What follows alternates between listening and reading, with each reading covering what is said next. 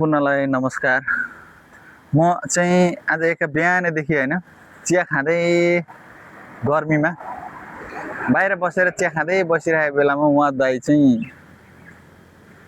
हेरिबस्नुहुन्छ, बोल्नु पनि हुन्न, चिया खाने भनेर सोधेको टाउको पनि हल्लाउनुहुन्न। यदि कसैले उहाँ दाइलाई चिन्नुहुन्छ भने कृपया मलाई सम्पर्क गर्नुहोला। बिहानदेखिको त्यहीँ बसेको हुनुहुन्छ, यता आउनुभन्दा पनि मान्नु भएन, चिया खानु भन्दा पनि मान्नु भएन। यदि हजुरहरूले चिन्नुहुन्छ भने मलाई सम्पर्क गर्नुहोला। र उहाँ चाहिँ बिहानदेखि यहीँ बस्नुभएको छ, म उहाँलाई यहीँ राख्नेछु। यदि हजुरहरू चिन्नुहुन्छ भने कृपया उहाँलाई चाहिँ लिएर जान सक्नुहुन्छ है त। आएर भेटेर को पनि दाइ बिचरा बिहानदेखिको यहाँ बसेको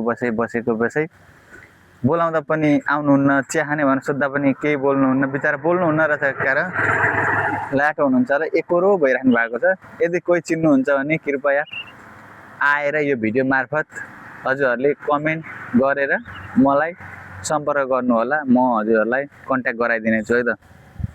धन्यवाद।